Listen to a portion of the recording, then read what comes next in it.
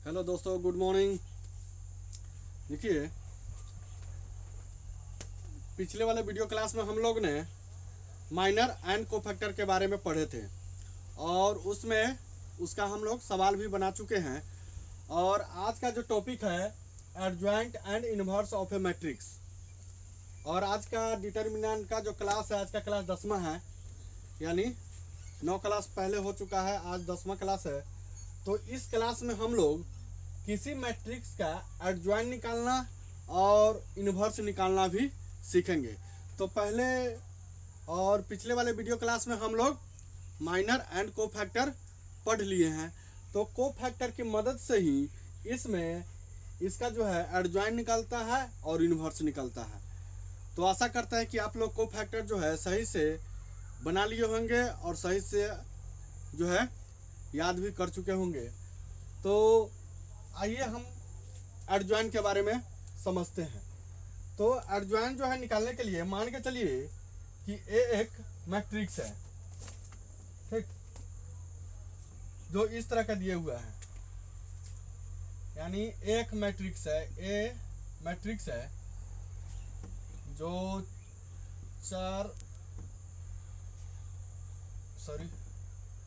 2 3 1 4 है, ठीक है। एक मैट्रिक्स है, एक मैट्रिक्स दिया हुआ है, इसका हमको एडजॉइंट निकालना है, यानी फाइंड एडजॉइंट।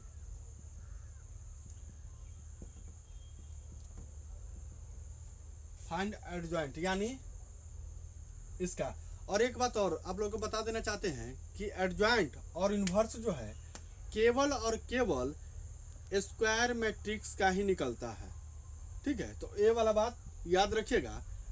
एडजॉइंट और इन्वर्स, पहले हम एडजॉइंट के बारे में सीखेंगे। एडजॉइंट भी केवल और केवल स्क्वायर मैट्रिक्स का ही निकलता है और इन्वर्स भी निकलता है, वो भी स्क्वायर मैट्रिक्स का ही निकलता है। तो इन्वर्स निकालने के लिए भी आपको उसमें एडजॉइंट का जरूरत पड़ेगा, ठीक है। इन्वर्स निकालने के लिए भी उसमें आपको एडजॉइंट का जरूरत पड़ेगा, इसीलिए हम एडजॉइंट पहले बता रहे हैं। तो पहली बात तो आप लोग समझ गए कि यानी एडजॉइंट और इन्वर्स निकालने के लिए केवल और केवल स्क्वायर मैट्रिक्स का होना जरूरी है, ठीक है। ठीक है, थोड़ा धीरे बोलना। तो इसका ये एडजॉइंट निकालते हैं। तो हम लोगों ने पिछले वाले वीडियो क्लास में कोफैक्टर निकालना सीख चुके हैं। तो पहले जो दिया गया मैट्रिक्स है ना, उसका पहले हम कोफैक्टर निकालेंगे। क्या निकालेंगे? कोफैक्टर। तो कोफैक्टर निकालने के बाद देखिए एडजॉइंट हम लोग निकाल रहे हैं,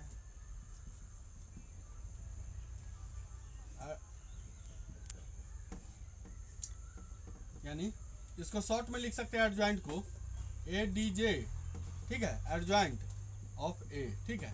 एडजॉइंट ए निकालना है तो पहले हम इसको कोफैक्टर निकाल के, ठीक है, तब उस कोफैक्टर के एलिमेंट्स को मैट्रिक्स के रूप में सजा के और फिर उसका ट्रांसपोज करेंगे, ठीक है। और जो आएगा मैट्रिक्स वही हमारा क्या होगा?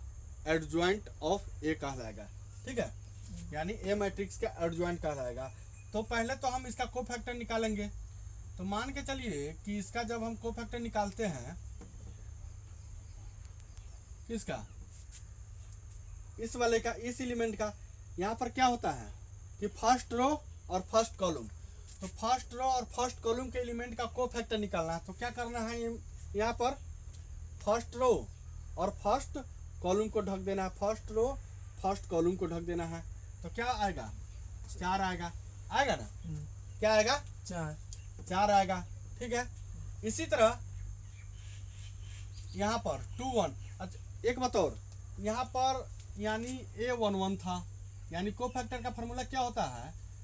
ए आई जे बराबर होता है -1 के पावर आई प्लस जे इंटू एम आई जे, ठीक है। इसको एक बार और बता देते हैं ताकि आप लोगों को कंफ्यूजन न हो। तो यहाँ पर हमको निकालना था, यानी A11 निकालना था, है ना, A11 निकालना था, A11 निकालना था, यानी -1 के पावर 1 + 1 इंटू M11। ठीक है, तो हमारा -1 के पावर 1 + 1 यानी 2, 1 + 1 2 यानी सम संख्या आ रहा है। तो माइनस के पावर सम संख्या यानी पॉजिटिव आएगा, प्लस आएगा ना, तो यहाँ पे +1 1 हो जाएगा, +1 इंटू M11 क्या होता है, M11 मतलब उसकी संख्या है, 1 होगा ये। M11 कहने का मतलब माइनर ऑफ डिटरमिनेंट, हाँ माइनर ऑफ A11। ठीक है, हाँ, तो क्या हो जाएगा, 4 हो जाएगा, 4 हाँ बराबर तो 4 ही 4 होगा। ठीक है, पॉजिटिव आ गया। ठीक है ना, तो इस तरह से 4 हो गया। लेकिन यहाँ पर कि ये वाला एलिमेंट किसका एलिमेंट है, यानी फर्स्ट रो और सेकंड कॉलम का, यानी फर्स्ट रो सेकंड कॉलम, यानी एक पहला रो दूसरा कॉलम, यानी 1 जोड़ 2 यानी 3। तो -1 के पावर 3 यानी माइनस होगा, -1 के पावर 3 डालेंगे तो क्या होगा उसका, -1 ना होगा, माइनस होगा तो निगेटिव मान हो जाएगा उसका। ठीक है, तो फर्स्ट माइनस पहले डाल दीजिए। ठीक है, माइनस तो होगा ही, तो फर्स्ट रो और सेकंड कॉलम को ढक दीजिए, तो क्या आ गया, 1 आ जाएगा। ठीक इसी तरह सेकंड रो और सेकंड कॉलम को ढक दीजिए, सेकंड रो फर्स्ट कॉलम को ढक दिए तो क्या आएगा, 3 आएगा। ठीक है, और इसी तरह सेकंड रो सेकंड कॉलम को ढक दीजिए तो क्या आ गया, 2 आ गया, आ गया। तो ये हमारा अभी तक कोफैक्टर निकाल के मैट्रिक्स के रूप में सजाए हैं। ठीक है, अब कोफैक्टर निकल गया इसका, अब इसका जो है ट्रांसपोज कर दीजिए। क्या कर दीजिए, ट्रांसपोज कर दीजिए। ठीक है, तो ट्रांसपोज का मतलब तो आप लोग जानते हैं कि रो को कॉलम में लिख दीजिए, कॉलम वाला एलिमेंट को रो में लिख दीजिए। तो क्या हो जाएगा आपका, यानी 4 1 4 3 1। यहाँ पर भी देखिए एक बात और, यहाँ पर भी जो होता है, यहाँ पर एक किसका एलिमेंट है, सेकेंड रो और फर्स्ट कॉलम का, सेकेंड रो फर्स्ट कॉलम का, तो यानी -1 के पावर सेकेंड रो और फर्स्ट कॉलम है, तो 2 1 3, यहाँ पर भी माइनस आ जाएगा, आएगा कि नहीं, आ जाएगा, है तो माइनस। ठीक है, और क्या हो गया, -1 और 2 सही है। ठीक है, ये हमारा आ गया। तो यही जो है हमारा एडजॉइंट निकल कर आ गया। ठीक है, यही हमारा क्या कहलाएगा, एडजॉइंट कहलाएगा। तो आप लोग इसमें देखिए, आप लोग इसमें लिख सकते हैं कि 4A square matrix of order 4A square matrix of order 2, यानी जिस स्क्वायर मैट्रिक्स का ऑर्डर 2 हो, यानी 2 रो 2 कॉलम। ठीक है, इधर समझो पहले क्या हम बता रहे हैं इसे, मतलब 2 ऑर्डर वाले मैट्रिक्स के लिए, केवल 2 ऑर्डर वाले मैट्रिक्स के लिए मान के चलो कि इसका एडजॉइंट निकालना है ना, मान के चलो कि एक मैट्रिक्स है जो इस तरह का, ये मैट्रिक्स है, 2 ऑर्डर वाला का स्ट्रक्चर कैसा होता है, 2 ऑर्डर वाले मैट्रिक्स का स्ट्रक्चर यानी A11 A12। ठीक है, A21 A22। ठीक है, और हमको जो है इसका एडजॉइंट निकालना है। क्या निकालना है, एडजॉइंट निकालना है, यानी हमको इसका एडजॉइंट निकालना है। ठीक है, तो क्या करेंगे, इसका एडजॉइंट निकालना है तो क्या करेंगे, देखिए इस वाले का, ठीक है ना, इस वाले एलिमेंट का A11 और A22 यानी फर्स्ट रो फर्स्ट कॉलम के एलिमेंट को और सेकेंड रो सेकेंड कॉलम के एलिमेंट को क्या करेंगे, इंटरचेंज कर देंगे। ठीक है, क्या करेंगे, इंटरचेंज, यानी इंटरचेंज का मतलब होता है कि इस दोनों को आपस में बदल दीजिए। ठीक है, यानी A11 के जगह पे A22 लाइए और A22 के जगह पे A11 ला दीजिए, ठीक है। और ये तो हो गया, ठीक है। इस दोनों को यानी एक तरह से समझ लीजिए कि फर्स्ट प्रिंसिपल यानी प्रिंसिपल डायगोनल के एलिमेंट को चेंज कर देना है। क्या करना है? चेंज कर देना, यानी बदल देना है, ठीक है। बदल देना है। और जो सेकेंड डायगोनल है, सेकेंड डायगोनल ऐसे, ठीक है ना, तो इसके जो एलिमेंट है इसका केवल जो है साइन बदल दीजिए। क्या कर दीजिए? साइन बदल दीजिए, साइन, केवल इसका चेंज साइन, ठीक है, चेंज साइन कर दीजिए। यानी प्लस में होगा तो माइनस में कर दीजिए, और माइनस में होगा तो प्लस में कर दीजिए। इस दोनों को तो आपका जो निकल करके आएगा वही आपका एडजॉइंट हो जाएगा, ठीक है। तो यहाँ पर देखिए, मान के चलिए कि A11 A2 A3, ठीक है, 1 4 है ना। तो यहाँ पर देखिए इसका जो है क्या कर रहे थे कि इसको चेंज कर देना है ना। तो इसको जो है यहाँ पर दो के जगह पे 4 आ चुका है, आ गया, और 4 के जगह पे 2 आया है, आया है। और देखिए, और इसको क्या करना था? इस वाले को घटाना था, इस वाले को साइन चेंज कर देना था, साइन चेंज करना है सिर्फ, है ना। तो देखिए यहाँ पर +3 था, -3, ठीक है, और यहाँ पर 1 है तो -1 हो गया, ठीक है। तो इस तरह से आपका जो है एडजॉइंट 2 ऑर्डर वाले मैट्रिक्स का एडजॉइंट निकलता है। एक और आइए एग्जांपल से समझते हैं। मान के चलिए कि एक मैट्रिक्स है इस तरह का 5 -5 और 4 6, इसका हमको एडजॉइंट निकालना है। देखिए इधर देखो, पहले इसका हमें एडजॉइंट निकालना है तो क्या होगा, यानी एडजॉइंट ऑफ ए, इसको चेंज कर दीजिए। क्या हो गया? इसको चेंज कर दीजिए, ठीक है। यानी 5 के जगह पे 6 और 6 के जगह पे 5, और इस दोनों का साइन केवल चेंज करना है। न्यूमेरिकल वैल्यू वही रहेगा, ठीक है। 5 है ना तो 5 ही रहेगा, लेकिन साइन क्या है? माइनस में है, तो ये प्लस हो जाएगा। यहाँ पर साइन क्या है? प्लस है, तो ये माइनस हो जाएगा। यही हमारा क्या हो गया? तो ये केवल जो है 2 ऑर्डर के लिए होता है, ठीक है।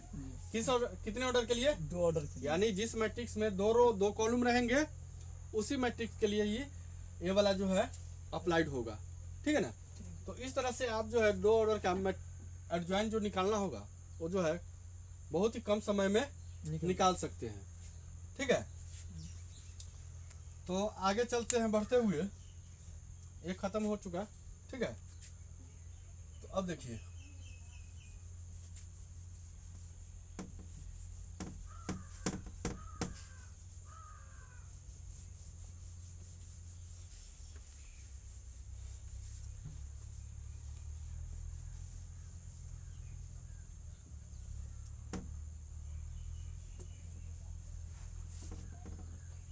इसका जो है अगला थ्योरम, ठीक है, अगला थ्योरम क्या कहता है कि मान के चलिए कि ए एक स्क्वायर मैट्रिक्स है, ठीक है। ए एक स्क्वायर मैट्रिक्स है, तो स्क्वायर मैट्रिक्स जो है कितने भी ऑर्डर का स्क्वायर मैट्रिक्स, तो स्क्वायर मैट्रिक्स करने का मतलब, स्क्वायर मैट्रिक्स किसको कहते हैं? जिसमें रो की संख्या और कॉलम की संख्या बराबर हो। अगर 2 ऑर्डर का मैट्रिक्स है तो उसमें 2 रो होना चाहिए, 2 कॉलम होना चाहिए। अगर हम 3 ऑर्डर का कहते हैं तो इसका मतलब है कि 3 रो है उसमें 3 कॉलम है। तो इस तरह का ऑर्डर कितना भी हो लेकिन वो केवल स्क्वायर मैट्रिक्स होना चाहिए। तो मान के चलो कि ठीक है, if A is square matrix, ठीक है, स्क्वायर मैट्रिक्स, ठीक, square matrix of order n, ठीक है, जिसका ऑर्डर n है, तो देन यानी होगा a इंटू एडजॉइंट a बराबर एडजॉइंट a इंटू a बराबर होता है ए का डिटर्मिनेंट इंटू आई। ठीक है, ए का यानी देखिए क्या कहता है कि ए एक मैट्रिक्स है। ठीक है, कैसा मैट्रिक्स है? तो स्क्वायर मैट्रिक्स है, यानी इसमें जितना रो रहेगा उतना ही कॉलम होंगे। ठीक है, तो इस मैट्रिक्स का एडजॉइंट निकाल के, ठीक है, क्या कहते हैं, देखो इधर क्या है कि इस वाले मैट्रिक्स का एडजॉइंट निकाल के फिर ए उसी मैट्रिक्स से मल्टीप्लाई करेंगे। ठीक है, तो बराबर होगा, ठीक है, उस मैट्रिक्स से और एडजॉइंट निकाल करके गुना करेंगे तब, और उसी का बराबर होगा आइडेंटिटी मैट्रिक्स, और जो उस मैट्रिक्स का डिटर्मिनेंट निकाल करके आइडेंटिटी मैट्रिक्स से मल्टीप्लाई करेंगे तो तीनों के तीनों क्या होंगे? बराबर होंगे। तो ये जो है आपका एक थ्योरी हो गया जो ऑब्जेक्टिव के लिए काम आएगा। ठीक है, तो इस तरह का क्वेश्चन जो है ऑब्जेक्टिव में अधिकतर होते हैं, तो इसको जो है अच्छे तरीके से याद कर लीजिए, समझ लीजिएगा। ठीक है, अब आइए एक और ऑब्जेक्टिव का क्वेश्चन। मान के चलिए कि ये है, ठीक है, यानी ए एडजॉइंट ए इंटू ए है ना, बराबर में ए का डिटर्मिनेंट इंटू आई। ठीक है, तो जब हम इसका किसका इधर देखो इसका जो है डिटर्मिनेंट निकालते हैं तो क्या होगा? देखिए, तो क्या होगा, इस तरह से होगा इसका कि एडजॉइंट ए इंटू ए का डिटर्मिनेंट। ठीक है, बराबर में इसको हम कैसे लिख सकते हैं? इसको यानी आइडेंटिटी मैट्रिक्स। आइडेंटिटी मैट्रिक्स कैसा होता है? उसके डायगोनल का सारा एलिमेंट एक एक होता है और बाकी सारा एलिमेंट 0 0 होता है। डायगोनल का एलिमेंट एक एक होता है, एक एक, और बाकी सारे के सारे एलिमेंट क्या होते हैं? 0 0 होते हैं। तो इसको हम इस तरह से भी लिख सकते हैं। और आइडेंटिटी मैट्रिक्स में किसका मल्टीप्लाई है? डिटर्मिनेंट ऑफ ए का। ठीक है, तो इसको हम इस तरह से लिख सकते हैं, यानी ए का डिटर्मिनेंट 0 0। ठीक है, 0 ए का डिटर्मिनेंट 0 0 0 ए का डिटर्मिनेंट हो गया। हाँ, तो अब आइए, हो गया। अब इसको जो है देखिए, यानी इसको हम इस तरह से लिख सकते हैं ना कि एडजॉइंट ए का डिटर्मिनेंट इनटू ए का डिटर्मिनेंट, इस वाले को लिख सकते हैं। तो बराबर क्या आएगा? देखिए, प्रॉपर्टीज याद कीजिए डिटर्मिनेंट का प्रॉपर्टी से। पहला रो से हम ए डिटर्मिनेंट कॉलम ले सकते हैं, फिर जो है सेकेंड वाले रो से ए डिटर्मिनेंट को कॉमन ले सकते हैं, कॉमन ले सकते हैं। फर्स्ट वाले रो से भी इसको जो है कॉमन ले सकते हैं, सेकंड वाले रो से ए डिटर्मिनेंट को, और सेकेंड वाले रो से भी सेकंड वाले कॉलम को ले सकते हैं, इसको जो है कॉमन ले सकते हैं। ठीक है, यानी डिटर्मिनेंट ए को, और फिर जो है थर्ड वाले कॉलम रो से भी, थर्ड वाले कॉलम को ले सकते हैं, थर्ड वाले रो से भी ए डिटर्मिनेंट को हम कॉमन ले सकते हैं। तो कितना कॉमन ले लिए? तीन को लिए ना। तो यानी ए का डिटर्मिनेंट इंटू ए का डिटर्मिनेंट इंटू ए का डिटर्मिनेंट बराबर क्या होगा? ए का डिटर्मिनेंट के पावर क्यूब होगा ना। जब बेस समान रहता है तो पावर क्या होते हैं? जुटते हैं। तो जोड़ दिए इसको। ठीक है, तो इसको हम इस तरह से लिख सकते हैं, ए का डिटर्मिनेंट के पावर क्यू। ठीक है, और यहाँ पर क्या क्या बच जाएगा? यानी 1 0 0 0 1 0 0 0 1 बच जाएगा, बचेगा ना। तो आप लोग जानते हैं, और इसको जो है इसको एडजॉइंट ए का डिटर्मिनेंट इनटू ए का डिटर्मिनेंट। ठीक है, अब बराबर में हम इसको लिख सकते हैं कि ए का डिटर्मिनेंट का स्क्वायर इनटू ए का डिटर्मिनेंट। इसको इस वाले को लिख सकते हैं ना, यानी 2 और 1 3 तो हो जाएगा ना। ठीक है, ए का डिटर्मिनेंट ऑफ ए का स्क्वायर इनटू डिटर्मिनेंट ए। और आप लोग जानते हैं कि आइडेंटिटी मैट्रिक्स का डिटर्मिनेंट क्या होता है? 1 होता है। क्या होता है? एक होता है। एक होता है। आइडेंटिटी मैट्रिक्स का डिटर्मिनेंट क्या होते हैं? एक होते हैं। तो यहाँ पे एक लिख देंगे इसका डिटर्मिनेंट निकाल के।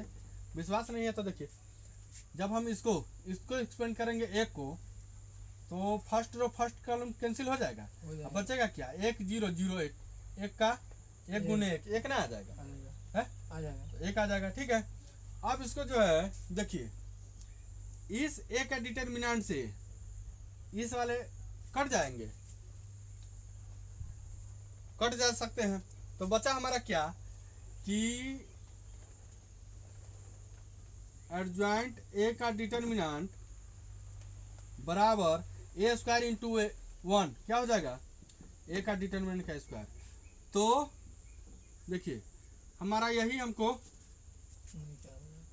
निकालना था। ठीक है ना, हमें यही निकालना था।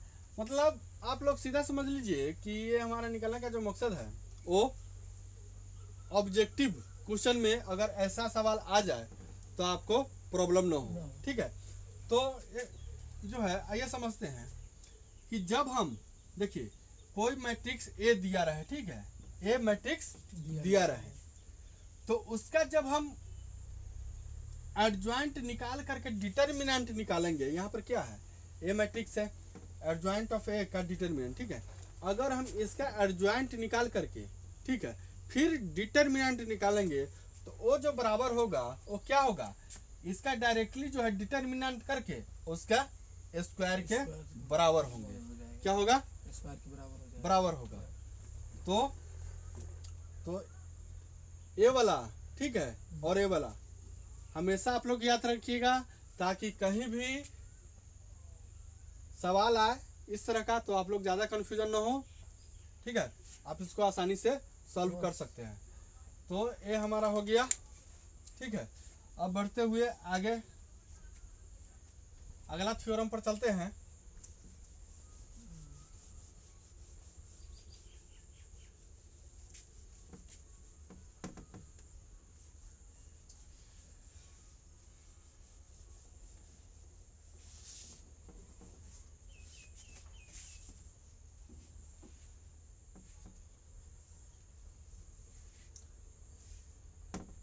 अब देखिए, अब जो अगला जो है,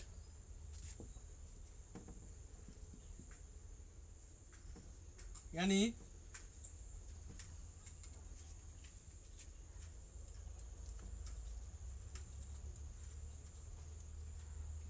इफ ए इज ए, ठीक है, स्क्वायर मैट्रिक्स, ठीक है, matrix if A is a square matrix said to be, क्या लिखेंगे? Said to be singular matrix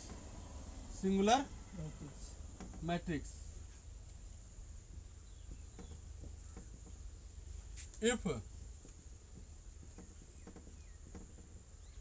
देखिए कहने का मतलब कि एक स्क्वायर मैट्रिक्स है, ठीक है, एक स्क्वायर मैट्रिक्स है, तो वह सिंगुलर कब होगा? वह सिंगुलर मैट्रिक्स कब कहलाएगा? जब उसका जो डिटर्मिनेंट होगा ना वो जीरो आएगा। क्या आएगा? उसका जब डिटर्मिनेंट निकालेंगे तो जीरो आएगा, तो उस तरह के मैट्रिक्स को, उस तरह के स्क्वायर मैट्रिक्स को हम लोग सिंगुलर मैट्रिक्स बोलेंगे। ठीक है, क्या बोलेंगे? सिंगुलर मैट्रिक्स बोलेंगे। तो एक एग्जांपल के जरिए हम लोग समझते हैं कि मान के चलिए कि एक मैट्रिक्स है और इसका ऑर्डर है, एक स्क्वायर मैट्रिक्स है और ये दो ऑर्डर का मैट्रिक्स है। ठीक है, 1 2 4 8, ठीक है। तो आइए देखते हैं क्या होगा इसका। जब हम डिटर्मिनेंट निकालते हैं तो क्या होगा? 1 गुने 8 माइनस 2 गुने 4 क्या हो जाएगा? 8, यानी जीरो आ गया। तो इसका जो है डिटर्मिनेंट जीरो आ गया, तो ये क्या कहलाएगा? सिंगुलर मैट्रिक्स कहलाएगा। क्या कहलाएगा? सिंगुलर मैट्रिक्स कहलाएगा। ठीक है, सिंगुलर मैट्रिक्स कहलाएगा। ठीक है ना। अब आइए, यानी नॉन सिंगुलर मैट्रिक्स क्या नॉन सिंगुलर मैट्रिक्स किसको कहेंगे?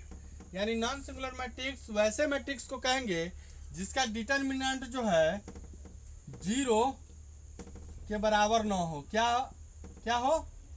0 के बराबर न हो। यानी वैसा मैट्रिक्स जिसका डिटरमिनेंट 0 न हो, ठीक है ना, उसी को नॉन सिंगुलर मैट्रिक्स बोलेंगे। ठीक है, क्या बोलेंगे?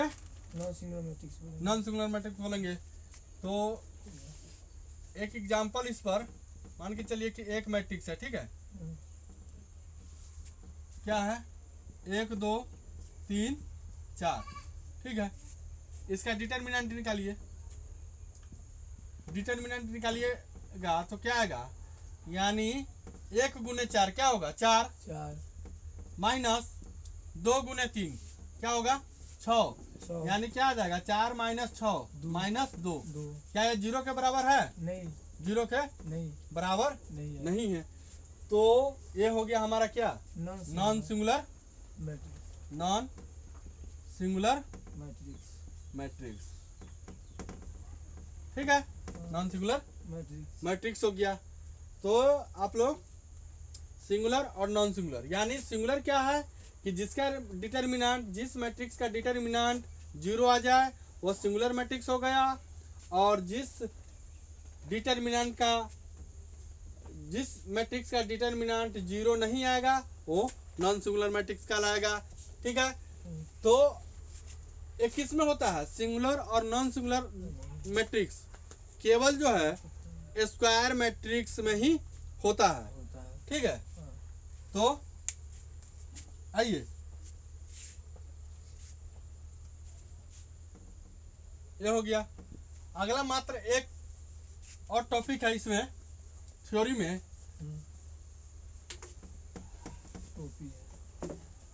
अगर अब इसमें आ गया इनवर्स, हम लोग एडजॉइंट पढ़ लिए, ठीक है, एडजॉइंट पढ़ लिए और सिंगुलर और नॉन सिंगुलर मैट्रिक्स के बारे में जान गए। ठीक है, अब आते हैं इनवर्स के बारे में। छोटा सा टॉपिक है, मात्र 2 मिनट का। ठीक है, तो इनवर्स यानी, और हम लोग पहले ही बता चुके हैं कि इनवर्स भी किस मैट्रिक्स का निकलता है? तो केवल और केवल स्क्वायर मैट्रिक्स का ही निकलता है। किसका निकलता है? स्क्वायर मैट्रिक्स का कहता है। यानी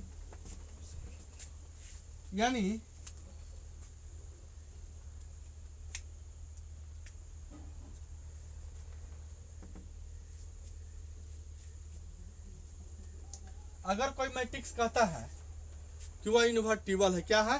इन्वर्टिबल है। यानी थ्योरम जो है अगला है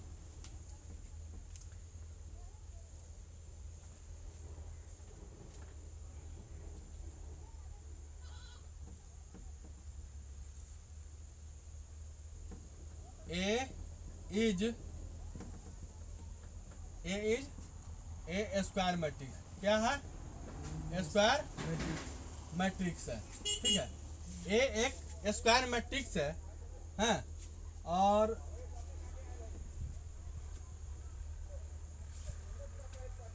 square matrix and A is said to be invertible। क्या? इन्वर्टिबल। ठीक है, तो ये एक स्क्वायर मैट्रिक्स है और वो कहता है कि एक इन्वर्टिबल मैट्रिक्स है। ठीक है, तो कब होगा? यदि if A is non singular matrix. क्या होगा? नॉन सिंगुलर मैट्रिक्स, यानी वह एक नॉन सिंगुलर मैट्रिक्स होगा तभी जो जाके है किसी मैट्रिक्स का हम इनवर्स निकाल सकते हैं। समझ में आया? यानी उस मैट्रिक्स को इन्वर्टिबल होने के लिए पहले उस मैट्रिक्स को नॉन सिंगुलर मैट्रिक्स होना जरूरी है। क्या है? Non singular. हाँ, एक बार और कहते हैं कि किसी स्क्वायर मैट्रिक्स को इन्वर्टिबल होने से पहले उसको नॉन सिंगुलर मैट्रिक्स होना बहुत जरूरी है। ठीक है ना? तो अगर नॉन सिंगुलर मैट्रिक्स नहीं है तो उसका जो है इन्वर्स नहीं निकाल सकते हैं।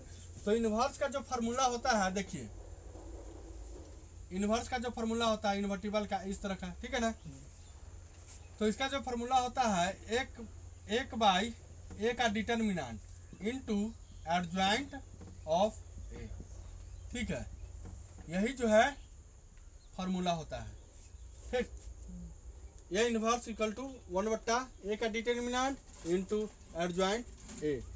और क्या होना चाहिए इसमें, नॉन सिंगुलर मैट्रिक्स होना चाहिए।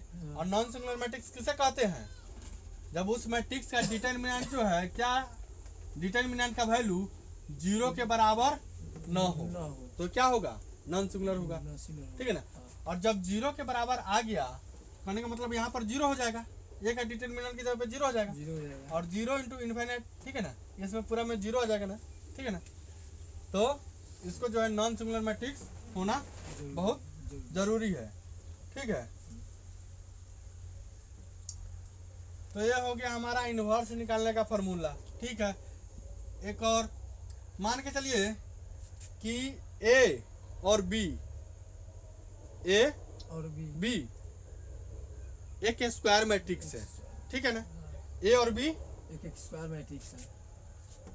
Late A and B are square matrix, ठीक है। Square matrix of order n, ठीक है। यानी एक स्क्वायर मैट्रिक्स है और वो n ऑर्डर का है, ठीक है। तो जो इसका जो होगा a का डिटर्मिनेंट इंटू बी का डिटर्मिनेंट बराबर होगा a इंटू बी के डिटर्मिनेंट का, ठीक है ना। पहले हम a का डिटर्मिनेंट निकालेंगे, ठीक है। फिर उसके बाद b का डिटर्मिनेंट निकालेंगे और दोनों को मल्टीप्लाई कर देंगे, तो बराबर किसका आएगा, सिर्फ a का डिटर्मिनेंट इंटू बी का डिटर्मिनेंट।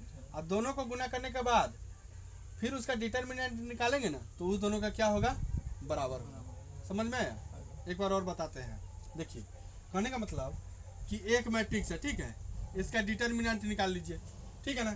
फिर जो है बी एक मैट्रिक्स का, उसका डिटर्मिनेंट निकाल लीजिए, ठीक है। तो इसका जो कुछ आया इस दोनों को मल्टीप्लाई कर दीजिए, क्या कर दीजिएगा, मल्टीप्लाई। तो बराबर यह होगा ए का ए इंटू बी, यानी ए मैट्रिक्स दिया रहेगा और बी, दोनों को गुना करने के बाद जो आएगा इधर जो आएगा समथिंग कुछ आएगा ना, है, तो उसका डिटर्मिनेंट निकाल दीजिए, वो क्या होगा, दोनों बराबर होगा। तो ये वाला फार्मूला भी आप लोग को याद रखना है, ताकि ये सब ऑब्जेक्टिव में बार बार क्वेश्चन पूछा जाता है, ठीक है। तो इसको आप लोगों को याद रखना है। तो आज के लिए हम लोग इतना ही रहने देते हैं। और आप लोग को एक बात कहना चाहते हैं कि एक्सरसाइज बनाने से पहले आप लोग इसके एग्जाम्पल को बनाइए, ठीक है। एग्जाम्पल को बनाने से क्या होता है कि आपका जो जितना भी डाउट रहता है ना, वो सारा का सारा क्लियर हो जाता है, ठीक है। तो एक्सरसाइज बनाने से पहले जो है एग्जाम्पल्स बनाइए, ठीक है। और इसको जो है बनाने की कोशिश कीजिए, ठीक है ना। इतना ही फार्मूला है बस। आप लोग का एडजॉइंट भी निकालना आ गया, डिटर्मिनेंट तो निकालने आता ही है, ठीक है ना। और जो है दोनों को निकाल करके फार्मूला पर सेट कर देना है, आपका इन्वर्स आ जाएगा, ठीक है ना। तो आज के लिए इतना ही। कल जो है इसी टॉपिक से हम 2-4 क्वेश्चन और सॉल्व करेंगे, ठीक है ना।